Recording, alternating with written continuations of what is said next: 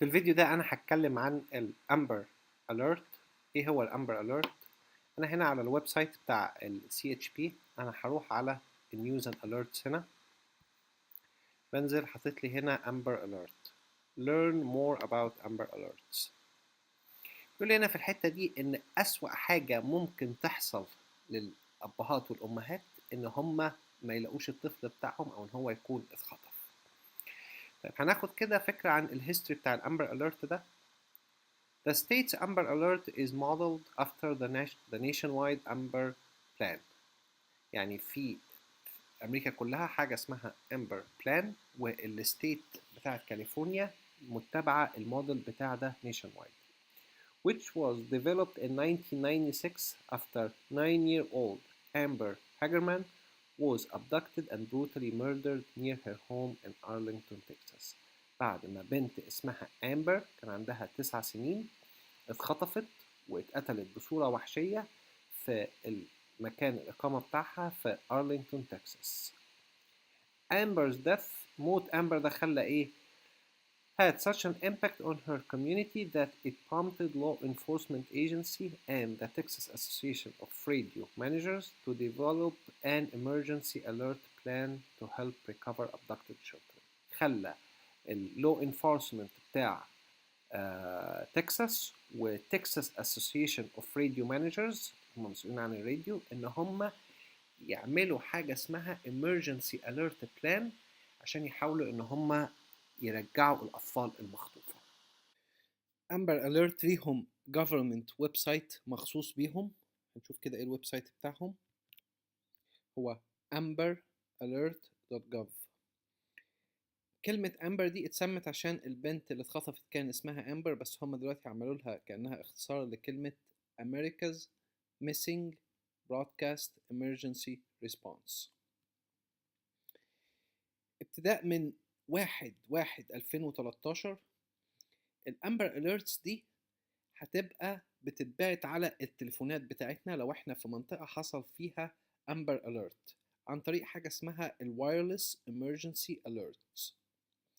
الوايرلس Emergency Alerts ده بروجرام اتعمل عشان يخلي الناس اللي عندها تليفونات، التليفونات دي تبقى WEA enabled phone، يقدروا ان هم يستقبلوا المسج دي. التليفونات دي زي الايفون والاندرويد والسمارت فونز الحديثة. وبيقول لي هنا بالاضافة الى الامبر alerts التليفون بتاعي ده بيستقبل 3 alerts: البريزيدنت alerts، الاميننت threat and amber alerts. The addition of Amber Alerts to this notification system is a result of a partnership between CTIA and the wireless industry, the Federal Communications Commission. الثلاث جهات دول هم اللي عملوا الجوينت ما بينهم partnership عشان يعملوا ال WEA program عشان يبعتوا الاليرتس دي على التليفون، and Federal Emergency Management Agency اللي هي فيما. هروح أنا هنا على السكشن بتاع ال FAQs اللي هي ال Frequently Asked Questions. هقرا هنا بيقول لي How does it work? Once law enforcement determines that a child has been abducted and the abduction meets Amber Alert criteria, law enforcement issues an Amber Alert and notifies broadcasters and state transportation officials. أول ما ال law enforcement بيجي لهم معلومات إن في شخص اتخطف وإن عملية الخطف دي ليها certain criteria، نعرف إيه الكرايتيريا هنا دي تحت، هما بيissue الأمبر alert ده. Amber alerts interrupt regular programming and are broadcast on radio and television and on highway signs.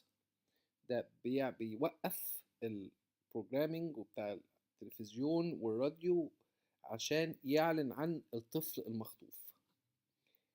Amber alerts can also be issued on lottery tickets, wireless devices such as mobile phones and over the internet. يعني واحد رايح يشتري لوتري تيكت يلاقي محطوط عليها alert عن الامبر alert، الوايرلس devices، الموبايل فونز، وكمان على الانترنت. Are Amber Alerts issued for all missing children؟ هل أي طفل بيبقى مفقود بيعملوا له الأمبر أليرت؟ بيقول لي هنا لأ. Amber Alerts are issued for abducted children when the situation meets the Amber Alert criteria. لما يبقى في الكرايتيريا اللي يعملوا عليها الأمبر أليرت. When a child is missing, law enforcement can act swiftly to help recover the child. يعني في طرق هم الأول بيحاولوا إن هم يلاقوا الطفل بيها. By developing search and rescue teams، الناس اللي هم بتعمل التدوير، or by bringing dogs to the scene to track the scent، أو إن هم يجيبوا كلاب عشان يقدروا إن هم يشموا الريح. Amber Alert is only one tool that law enforcement can use to find abducted children. دي حاجة من ضمن حاجات كتيرة law enforcement بيقدر يستخدمها عشان يدور على الأطفال المخطوفين. Amber Alerts should be reserved for those cases that meet the Amber criteria. الأمبر Alert ده هم هيخلوه للحالات اللي هي توافق على الأمبر criteria. Overuse of Amber Alert could result in the public becoming desensitized to alerts when they are issued. يعني لو هو كل شوية هيقعد يعمل ده في أمبر أليرت في أمبر أليرت، البابليك الناس العامة هيفقدوا الإحساس بأهمية الأمبر أليرتس ده، عشان كده هم مخلينه في السيتويشنز اللي هي بتبقى خطيرة جدا. What are the criteria for issuing Amber Alerts؟ إيه بقى الكرايتيريا بتاعتي؟ Each state Amber Alert plan has its own criteria for issuing Amber Alerts. كل state ليها criteria معينة عشان تطلع الأمبر alerts. The Protect Act passed in 2003, which established the role of Amber Alert Coordinator within the Department of Justice. الأكت اللي طلع سنة 2003 ده اللي بيعرف دور الأمبر Alert كمنظم مع ال Department of Justice. Calls for the DOJ to issue minimum standards or guidelines for Amber Alerts that states can adopt voluntarily. يعني ال Department of Justice دي هتحط minimum standards، حد أدنى للمتطلبات إن أنا أعمل بيها ال Amber Alerts، وال states هي اللي هتحدد هي هتعمل إيه من ال guidelines دي. DOJ's guidance on criteria for issuing Amber Alerts is إيه بقى ال guidance بتاع ال DOJ ده؟ أول حاجة law enforcement must confirm that an abduction has taken place. لازم يأكدوا إن فعلا دي عملية خطف مش إن هو طفل مفقود. The child is at risk of serious injury or death. إن الطفل ده معرض لإصابة خطيرة أو الموت. There is sufficient descriptive information of في معلومات كافية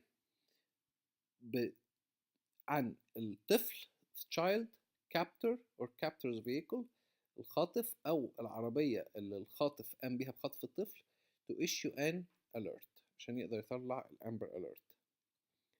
The child must be 17 years old or younger. يعني لو حد فوق سن 17 سنة 18 سنة 19 سنة ده هنا مش Amber Alert. It's recommended that immediate entry of Amber Alert data be entered in FBI's National Crime Information Center. والدي او جي بتقول كمان ان اي داتا عندنا ندخلها في ال FBI National Crime Information Center. Text information describing the circumstances surrounding the abduction of the child should be entered. ومعلومات بتشرح ملابسات عملية الخطف برضو تخش في دايرة المعلومات. And the case flagged as child abduction. وال FBI يعلم ان الكيس دي خطف طفل. Most states' guidelines adhere closely to DOJ's recommended guidelines. هنا بيقول لنا إن معظم الستيتس الولايات بتتبع تقريبا الجايدلاينز اللي معمولة من ال DOJ اللي هي ال Department of Justice. هنا بيتكلم عن لو أنا جالي إيميل عن missing child إزاي أكونفيرم إن الإيميل ده سليم. Can Amber Alerts be issued across state and jurisdictional lines، يعني هل هو بيبقى في كل ستيت خاصة بيها ولا ممكن يبقى كمان في الستيتس المجاورة؟ لا، هو هنا بيقول لي ان بيمتد كمان للستيتس المجاورة. How effective has it been؟ هنا الرقم ده متغير طبعا. انا دخلت على امبر اليرت بعد فترة هلاقي ان الرقم ده اتغير. من since اكتوبر 2002 عملوا successful 758 cases، قدروا ان هم يرجعوا الاطفال المخطوفين فيها. انا هنا هروح افتح تاب تانية في جوجل واكتب فيها امبر اليرت وافتح على الايمجز. انا عايز ابص حاجتين.